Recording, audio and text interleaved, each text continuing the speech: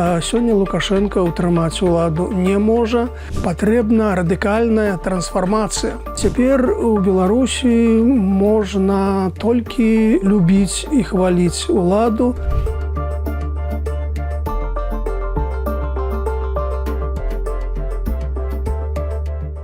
Паўняецца 4 гады з тых гістарычных векапомных падзеяў 2020 году, якія цяпер называюцца па-рознаму, ці то рэвалюцыя, ці то недарэвалюцыя, ці то паўстанне, ці пратэсны выбух.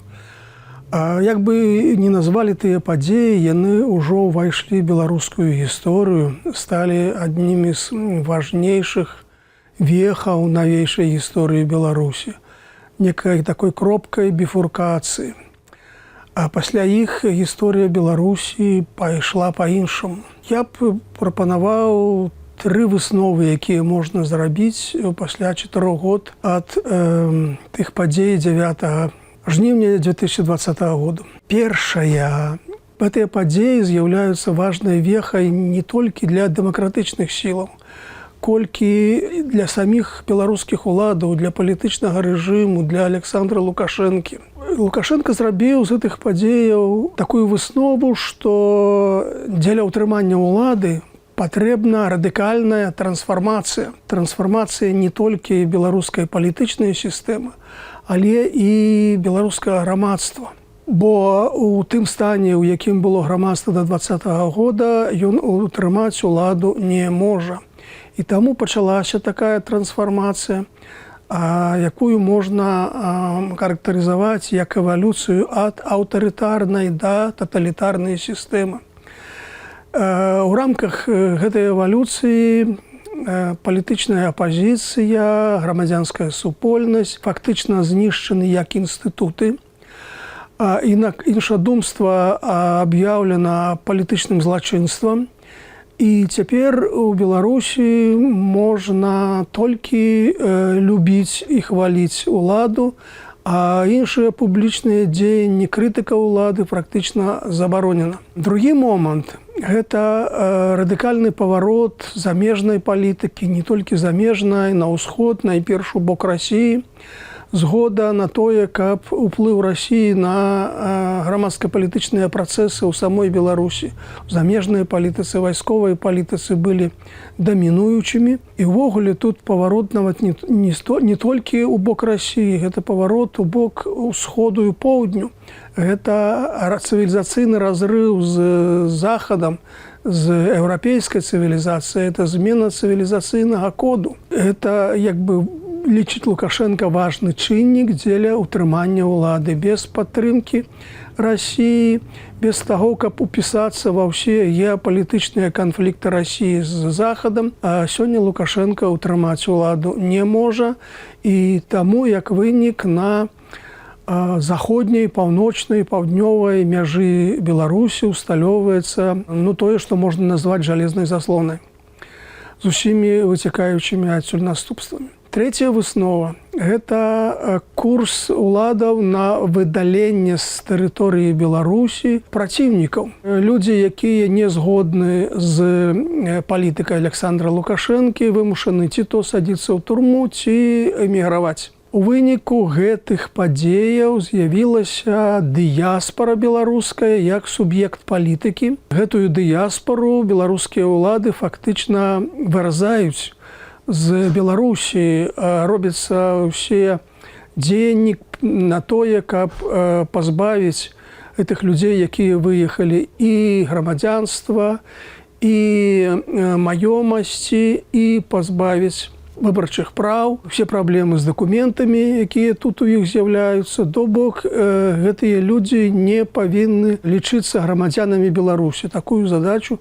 паставіў сёння рэжым Лукашэнкі. Вось такія 3 важныя высновы мы можам зрабіць пасля 4 гадоў падзей ад таго, што адбывалася ў 2020 годзе. Апошнімі днямі адбываюцца даволі знакавыя падзеі ў расійска-украінскай вайне. Вайскоўцы уступілі на тэрыторыю Курскай вобласці, паспяхова рухаюцца па гэтай тэрыторыі, і это стало даволі нечаканым для расійскіх уладаў, расійскіх вайскоўцаў.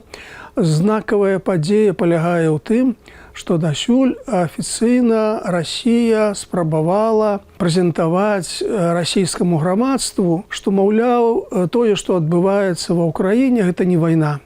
Гэта спецыяльная вайсковая аперацыя. Маўляў, гэта штосьці такое лакальнае, далёкае ў правінцыі, якое не тычыцца абсалютнай большасці расійскіх грамадзян. І, ў прынцыпе, большасць грамадзян расійскіх згадзілася з такім канцэптам. А вось тое, што пачалося ў Курскай вобласці, азначае, што вайна прыйшла на тэрыторыю Расіі. Вайна прыйшла ў дамы і хаты расійскіх грамадзян. І гэта вельмі непрыемная навіна для Крамля, і таму ён спрабуе схаваць гэта, маскіруе. Вось Пуцін заявіў, што гэта не, скажам, не ўварванне, не напад на тэрыторыю Беларусі, гэта маштабная правакацыя. А следчы камітэт Расіі завёў крымінальную справу па артыкуле аб тэрарызме. Што тычыцца Беларусі, то цяпер няма некай пэўнай рэакцыі з боку афіцыйнага Менску на гэтыя падзеі. Беларускія дзяржаўныя медыі проста транслююць пазіцыю расійскіх афіцыйных асобаў, там Пуціна, МЗС расійскага, не ўключаючыся самі ў некія каментары. Лукашенка пакуль таксама маўчыць. І гэта вельмі паказальна, бо калі з'яўляецца некая падзея нестандартная і няма устаноўкі зверху, як на яе рэагаваць, то ўся ідэалагічная машына, інфармацыйная машына аказваецца ў сітуацыі ступары і не ведае, як гэта каментаваць. Чаму няма рэакцыі, няма каментаванняў? Я думаю, тут некалькі чыннікаў. Найперш, паводле новай ваеннай дактрыны, якая была прынятая вясной на ўсебеларускім народным сходзе, там запісана, што Беларусь прыйдзе на дапамогу саюзнікам, калі на саюзніка будзе здзейснены напад. Вось, здаецца, такая сітуацыя ёсць. На тэрыторыю Расіі ўзышлі рэгулярныя воінскія падраздзяленні іншай краіны. Але тут цікавы момант, што сама Расія ж не прызнае гэта за напад. Сама Расія адмаўляе называць гэта, скажем так, вайной. А калі так, то тут як бы навошта саюзніку тут нешта ўмешвацца. А другі момант, у сярэдзіне ліпеня Лукашенка, наведаючы Лунінецк вайсковую участку, заявіў, што цяпер беларускія ўзброеныя сілы адводзяцца ад украінскай мяжы. Маўляў, з украінцамі мы дамовіліся і ніякай небяспекі там няма.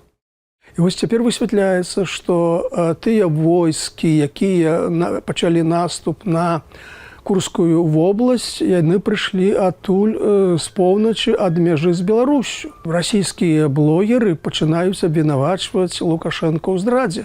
Маўляў, калі б Лукашенка не адвёў свае войскі, то і не было б гэтага нападу на Курскую вобласць. І гэта такая неёмкая сітуацыя для Лукашэнкі і незразумела, як тут можна апраўдвацца. І нарэшце я думаю, што ў мінскіх кабінетах ўжо пачалі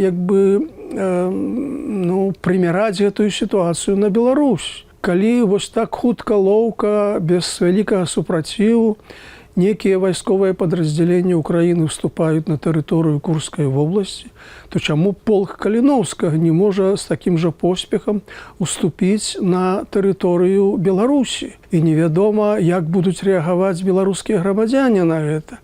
Невядома, як будуць рэагаваць беларускія вайскоўцы на гэта. Я думаю, што такія думкі могуць быць у кіраўніцтва, у ваеннай эліты Беларусі, і гэта вельмі непрыемная сітуацыя. Пакуль беларускія ўлады лічаць за лепшае, што на гэтую сітуацыю ніяк не рэагаваць, проста маўчаць.